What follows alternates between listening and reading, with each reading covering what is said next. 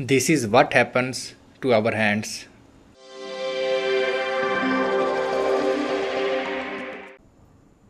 Hello everyone, welcome to my home laboratory. आज जो हम तजर्बा करने जा रहे हैं ये पीएच वाले तजर्बे की ही एक एक्सटेंशन है। जब मैंने होम डिटर्जेंट्स का पीएच मेजर करना शुरू किया तो मालूम हुआ कि जो सर्फ़ की पीएच होती है वो बहुत ज़्यादा होती है। ये बात मेरे लिए भी काफ़ी चौंका देने वाली थी। तो मैंने सोचा कि क्यों ना सर्फ़ के इंसानी जिल्द के ऊपर असरात मालूम किए जाएँ। इस काम के लिए मुझे एक चिकन ने वॉलंटियर किया, अपनी खिदमात पेश की। तो इस चिकन पीस को मैं 1 घंटे के लिए सर्फ़ के सॉल्यूशन में डुबो के रखूँगा।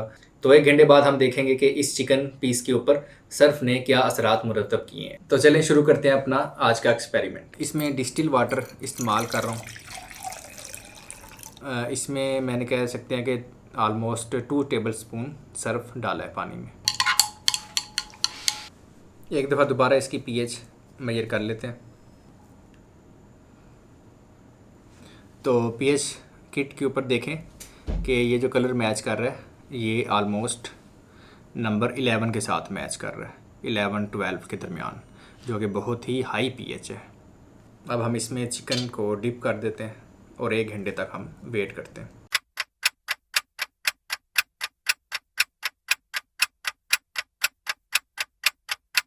एक घंटा गुजर चुका है। अब हम इसे निकालते हैं बाहर और इसे एग्जामिन करते हैं।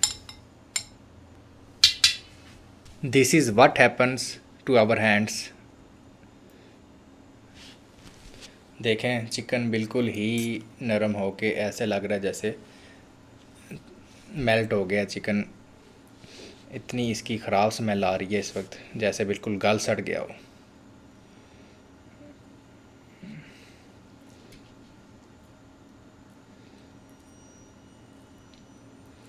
ऐसे गोश्त इतना नरमी से इसका उतर रहा है।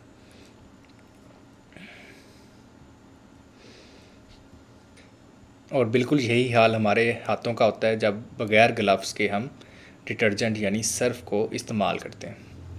तो यहाँ से क्या सबक मिलता है कि अगर हमें डिटर्जेंट के साथ 1 घंटा या इससे ज़्यादा देर के लिए काम करना पड़े तो हमें ग्लव्स इस्तेमाल करने चाहिए।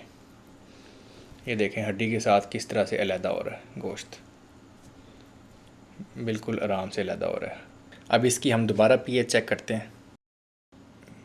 कुछ बेस जो है वो चिकन के ऊपर उसने अपना असर छोड़ा है, लेकिन अभी भी इसके अंदर काफ़ी सारी बेस की अमाउंट मौजूद है।